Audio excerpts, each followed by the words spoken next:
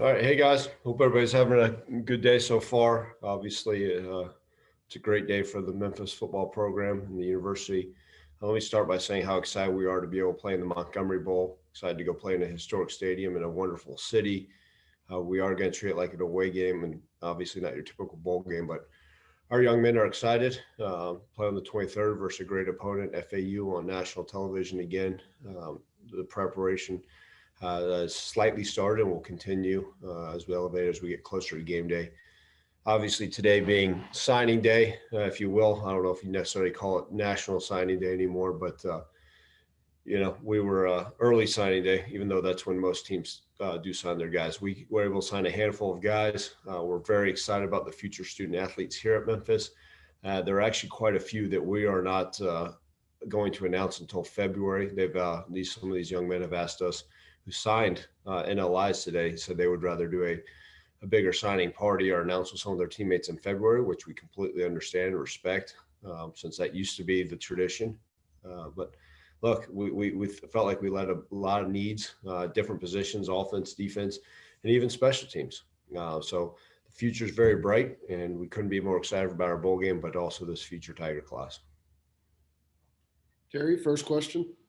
Hey, Coach, before we look forward, let's look back at some of your current players, man. You had some players that got some awards and honors, Calvin, and a noticeable snub. So what's your take on your guys who got noticed and recognized by American this week? Look, I'm so happy for those guys that got the recognition they deserved. Certainly we felt like there's a few more that could have been recognized by their peers, but it is like I told them, I said, you want to go out there and be recognized, go win a bowl game. And I think they understand, the respect that we have for each other. And that's the most important thing. When we're in that team room, we're out there on the field. It's the respect amongst yourselves and your teammates that know how hard you work and what you're putting in. And all you can do is continue to go in every single day and every single game and show it, and put it on tape. And our guys don't get too caught up on that. That's the nice thing, is that the people that are left are, for the most part, are pretty selfless. And it's not about that. The biggest reward they want to win is the bowl game. Christian? Coach, obviously defense was a big priority in the 2021 class, and to get some of these guys like Andrew Jones, Tyrell Raby, Greg Rubin locked up early, how big is that? Yeah, look, it's recruiting as I told you guys, it's a everyday deal, and it's a constant battle, right? You're dealing with 17 to 18-year-olds that are being reached out to, mailed, called, DM, texted, FaceTime every single day by multiple people. And, the biggest thing for us is we talk about the right fit for them, and they're the right fit for us as well. And, you build those relationships, those bonds, and they're dynamic players. I truly believe that every single guy, we're not sitting there. We didn't sit back today and say, man, I don't know if we've got, is that really the one we want? I mean, we were just as excited about the first guy that sent in their LI as the one that sent it the last. And every single part, regardless of stars or rankings, we got the right fits for us. And but yeah, the names you just mentioned, man, where it's been a huge for us to be able to get those type of guys. In the past, you talk about 10 years ago that Memphis would struggle to get those type of young men, and we feel like we can go into, obviously in the past, go into any home, but now zoom into any home and try to get any type of young man that we want, and we'll compete against anybody. Evan? On that note, Ryan, how pleased were you to be able to get someone like like kid in Pounders, who obviously was committed to other schools, but kind of, surprised you guys today? How good is it to kind of see people who are, targeted by other schools now considering Memphis and actually signing with Memphis? Yeah, I think that's huge, Evan. All I think it does is speaks for where we are on a national level, right? When kids are, it'd be, look, one of our best players that ever played here is a kid named Dustin Woodard, who no one wanted, right? It's like me when I used to go on dates, no one wanted me, and all it took was one to like me. But it's kind of nice sometimes when you get these guys that are highly sought after recruits, and you get to compete.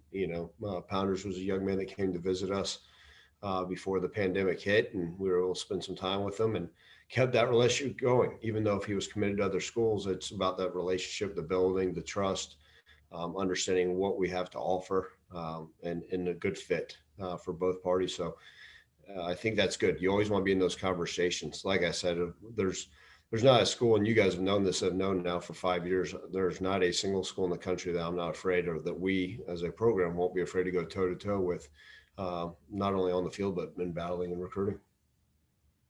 Stephen? Hey, Ron, I just wanted to ask, how's the team approaching the bowl game? We've kind of talked over the last few weeks. Some teams are opting out, or some players from across the country are, I guess, a little bit fatigued. But from what you've been saying, how is this team? How excited are they about the Montgomery Bowl next week? Yeah, Stephen, you're exactly right. I think we talked about it every week, right? It's the emotions, the attitude of the team, and the approach sometimes determines what may occur on a Saturday, or in our case, a Wednesday coming up.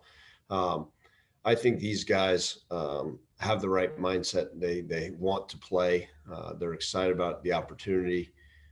They know, a lot of these guys understand the history of what's occurred to Memphis in bowl games. And I think that's huge for them to understand, a chance for a lot of these guys to go out as bowl winners. We know FAU is a heck of an opponent. It's also, I can't say if we were playing in January 18th in a bowl game, obviously other than a national championship, that our guys would be fired up. I think a lot of us, myself included, are excited to play this game sooner than later, and go out there and give everything we have for our last season game. Christian? Coach, you just talked a little bit about Mccray Pounders, and you also mentioned Dustin Woodard, which is interesting because you've had a lot of undersized offensive linemen since you've been at Memphis. So getting a guy like Mccray, 6'6", 300 pounds, brings a ton of size. And obviously you guys have tried to get bigger on both sides of the ball, because with the defense in a 3-4, you need bigger DNs and nose tackles. So it's kind of been a theme on both sides of the ball. But with Mccray specifically, what do you see his ceiling being? I know he isn't on campus yet, but how good can he be in this system? Yeah, I think he's you guys know, we run every type of scheme. We actually drop back pass. We do quick game. We get our tackles out on screens. We have every variation of run game. Obviously, this year not as successful as years past, and maybe that's one of the reasons why we went out and got 2 tackles that we're really excited about, him and Royce White. I mean, you guys, one of the names that doesn't get mentioned enough is Royce, right? One of our very first committed player, and who actually got major Power 5 offers the last 3 weeks and has turned them all down to stay with us. In fact, he was probably, when it's all said and done, one of the highest recruited kids that's been committed to us. So, really honored that Royce stuck with his commitment, and he has a huge upside as well. But with Mccray as well, I mean, you just talk about a massive human that can do so much. You're right. To be able to get some movement in the run game, big body guys that have some nastiness to him, the way he plays, obviously a local guy. We feel like the sky's the limit for both those tackles. We really do. And I do think they're both tackles. And you get a chance, as you guys know, it doesn't happen overnight, but to develop these young men and see what they're able to do. But as you guys know, you can never get a good enough tackles. Constantly got to work at it, and we're excited to add those 2 to the offensive line. Ryan? Hey, Coach, was this recruiting class the most difficult you've ever experienced because of the pandemic, or was the pandemic a great equalizer because nobody could have kids on campus and you had to really build that trust, with coaches and, parents and players?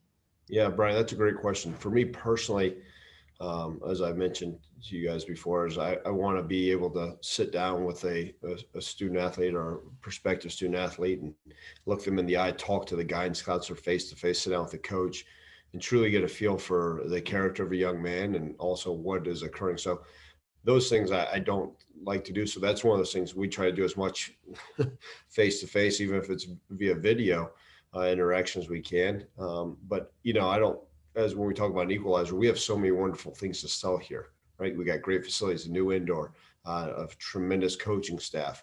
I like to be able to sit down with parents and talk to them face-to-face and tell them about how we can make their son a better person on and off the field. And I think those things go a long way. When a lot of prospects come to a place, a campus, we always hear those stories. Sometimes a head coach just waves at them and doesn't have time for them. But to me, I think you got to delve all the way in. So there's been a lot of difficulties from this. And, a question you guys asked, Brian, you may have even asked this about 4 months ago, but there's a lot of things that we're going to take from the way we recruited this year and, carry them over in the future. Now, I hope we're able to go into schools and do those things, but you learn from that and see how you can use it to your advantage, in the future years. Terry? Coach, I know you're an old school guy, man. I know it's one thing looking at film, but I know you like to look at a player in person. How hard is it to evaluate their talent? And you got, so many guys. You got seven states represented in this class. So how hard was it to do that by film versus not doing it in person? Yeah, Terry. So, normally you get to watch a film, right? You watch a highlight film, and then I also like to watch game film. And a lot of coaches will just go based off a highlight film. I like to watch some game film to see how they are on play and play out, right? We could all go put together brief highlights, but and then you want to go see this person play live and do those things, right? Watch them practice, see how they take coaching, see how they move around, all the stuff you can't get on film. Get a verified size, right? I mean, it's like I won't say Jonah's dating profile, but it's like saying that Jonah's saying he's 6'3", 175-pound athletic body, and then you see him in person. So a lot of these guys you want to see face to face and get a real feel for it, because sometimes a 17 or 16-year-old may fib on their exact size on it, but that's part of it. We do prefer. Sorry, Jonah's laughing. We do prefer to see guys face to face. So, but Terry, what it did is, I've watched more film over and over and over on these guys. You'd watch a kid's highlight film 10 times, and normally you watch it 1 or 2 or 3 times and say, okay, we like this kid, let's do a further evaluation. Well, okay, then it's game film, but then you don't get to go see that person. And then sometimes you're asking these kids, hey, if they already have it, do you have workout video, if they're not playing this year? And you got to delve in as best you can, given the restrictions that were put on this year. Evan? So 2 things. One, it seemed like the recruiting in state was a big priority for you. Obviously, the national pipeline, something you established. How much of a priority was that with this class? And second, could you talk about the 2 Texas guys, Hennigan and Jones? Because obviously you've had some success with some Texas guys before, but Hennigan and Martin, JP Martin, what did they bring in, and what did you guys like about them? Yeah, let's start talking about the in-state guys. I think you always want to be able to find in-state talent for 2 reasons, right? Evan, with like we've talked about, this transfer portal, all the stuff that's going to occur. Sometimes the hardest thing is when a freshman comes on campus is being far from home. And if you can get guys that are from this region, sometimes it makes it a little bit easier, right? Because whether their home is 3 hours away in Nashville or their home happens to be here in Memphis, sometimes it makes it that transition maybe a little bit easier. And we always want to make this state a priority. Obviously, the city, there's so many talented young men here in this area and this region, and we've got great connections there. And especially a year like this where we weren't able to get out there. I may not know a head coach in California, right? But I know plenty of these head coaches in Nashville, and I can call them and say, okay, tell me about this. Okay, again, tell me. And then good look, we're going to have great relationships with all high school coaches and guidance counselors, all that stuff. But if there's places I've been in the past or I've been to a game, that stuff helps. Like I'll tell you how I noticed Royce White. I was actually recruiting Jonah Gamble, one of our offensive linemen. I was at their game, and I look over and when Jonah was on the sideline, I see Royce White over there. I said, holy cow, who's this guy? So that's part of it.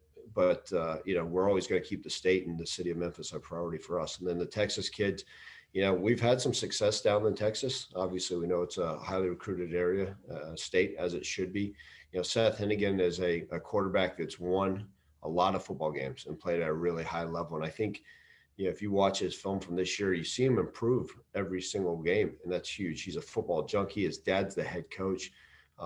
He absolutely loves football. And then JP Martin, you guys may have him listed as Alvin, but he goes by JP, is one of those running backs we hope that can get us, has a very bright future here. We've been known as in the past as being running back U. He's a dynamic guy that can catch the ball in the backfield, that has speed. Has great burst, short area quickness. He's got what you want. I think he's a total package and a running back. And so to be able to get those 2 offensive weapons out of Texas, and, Seth is one of those young men that will actually join us here. Let's knock on wood, he's able to play in the state championship. But after he wins that state championship, Seth will be joining us, I think, 6 days later, starting his classes here. So their season hopefully extends all the way through January, but glad to have those 2 guys as well. You just reminded me, how many guys do you expect to enroll in the spring? I think that we'll have, as far as true NLA signees, Evan, we'll probably have 7 or 8 that will be here, hopefully in January. In this day and age, so much of it, and when there's young men with the pandemic that are supposed to finish up classes this week, but then even in Shelby County, some of the school stuff got pushed to like January 16th. Well, that's the day we start. We got to make sure everything's, so keeping our fingers crossed that we'll get all the paperwork done. Christian? Coach, I have a question about 2 guys that have intrigued me for quite a while now, and I think they've kind of went under the radar since they committed and just aren't really talked about enough. And to me, that's Juwan Odums and Arrington Mccray. I actually got a chance to watch Arrington in person during 7-on-7 and was blown away by his ability. And Juwan, with his versatility, ability to play both sides of the ball, and the obvious size, 6'2", 185 pounds. What did those guys bring, and are you glad they flew under the radar and nobody else tried to really get involved there? Yeah, and there may be, and I hate to say this, you always feel unfortunate. Like Arrington had a little bit of a knee issue this year. He's completely healthy now, and some of these guys that we were able to sign locally that weren't able to play ball that may have helped us let these guys fly under the radar. But let's start with Juwan Odums. He is a long, rangy athlete, and he's got great ball skills. We're going to look at him at the DB position, whether it be corner or safety. I think he has the ability to play both. Obviously played at a high level, in essence, a local guy. I like to consider that not too far down the road. But he is a young man that, is looks pretty, play ball at a high level. I think, like I said, he has the ability to play both corner and safety. He's got great hips, good foot speed. And I think that's unique. And then you talk about Arrington Mccray. He's a young man that weighs about 227 pounds, but runs like he weighs about 205. I mean, he's got the great hands. He's got Sean Dyke's running ability. I'm not comparing him to him, but that type of route running ability, fantastic player. And, where he really developed this year was as a blocker. So he's not the 6'5", 250-pound tight end. He's more of that H-back that we've been able to use, but he's got a little bit more size than the guys we've had in the past.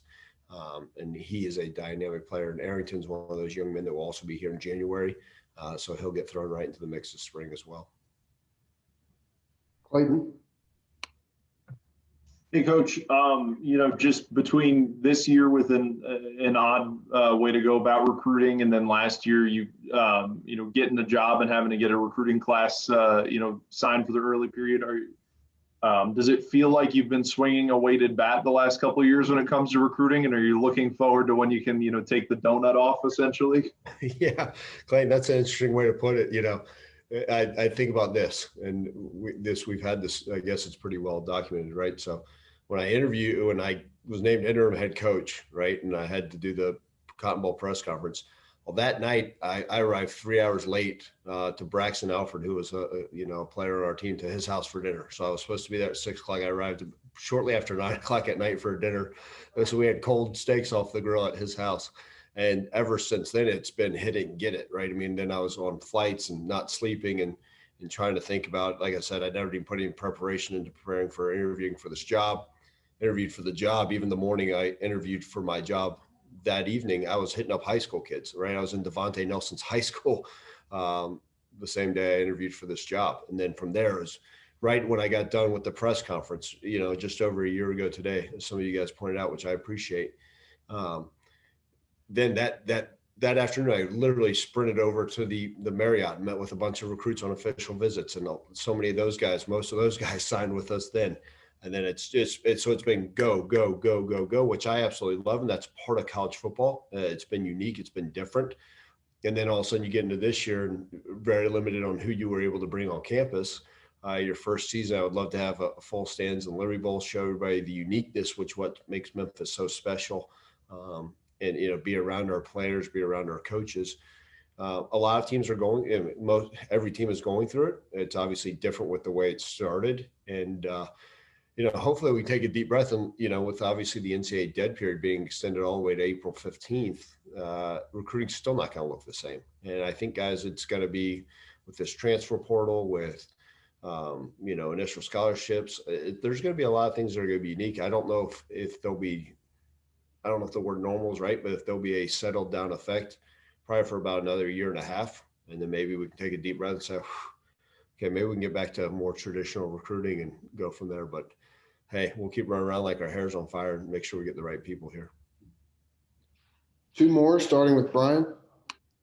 Hey, Coach, talk a little bit more about the Royce White. When he committed, he told us that right before the pandemic, he visited, and the offensive and defensive coaches were kind of like battling over him. And was it you that came in that said, no, he's going to be on the offense, or how did that come about? Yeah, look, that's when you got these players like Juwan Odom, Tyrell Rabbie, and then obviously Royce White that played both sides of the ball at a high level. It's good to be wanted, right? You know, when Coach Pope wants him and Coach Bridge want him.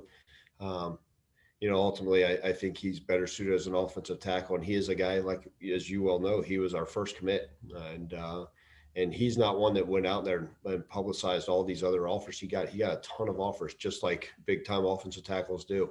And he kept getting hit up. Even last night, SEC schools offering him, telling him, hey, you need to decommit and come to this school. And he stayed the course. And just so he's a unique young man that we're so intrigued by and so excited about. He's got a very, very high ceiling. Like I said, I had the ability to see him play live when I saw him play against Jonah Gamble a few years back. And, just to be able to watch his growth and know that. But, yeah. He's going to be an offensive tackle for us, and ultimately, I got to have that final say in that because I do spend a little bit more of my time with the offense. So he's going to be a great, great Tiger, and he's also another guy that will be here in January as well. Terry, last question. Hey, just some administrative things. First of all, what's your plan to going down to Montgomery, driving down to Birmingham? And when will you know officially if you're going to have a regular spring practice this year? Yep. So, Terry, we're going to treat this just like an away game. Our plan right now, obviously, I've got to continue to have discussions with Laird Veach and Jeff Crane, but our plan is to head out on a on a Tuesday, treat it like a Friday. We'll do our morning practice here, then head out to Montgomery, fly out, get there, do a little walkthrough at the stadium, check into the hotel, which is right near the stadium, do our normal meetings, and then treat it like a normal game day, right? That Wednesday evening, play the game, and then fly home back after that game, hopefully with a winning trophy sitting next to me in the plane. And then spring practice, as far as we know, Terry, again, the NCAA can change things at any minute. The plan is to be able to do it. And, obviously there'll probably be certain protocols in place as well, just like when we come back with our winter workouts. So we take it one day at a time approach. I have looked ahead. I've actually handed out a calendar that has what we're doing every single day up until really next June. But I'm sure a lot of that will change from here to then, but the plan is in place to have a normal spring. Where's your vacation spot after the bowl game? Where are you going, or what are you doing? Yeah. I think on the 24th, I haven't slept in about a year. So, maybe I'll have an adult beverage and sleep for maybe 6 or 7 hours, which would be fantastic. And then wake up and start recruiting again. So that's my vacation plans. Thanks, Coach. Appreciate you guys. You have a great day.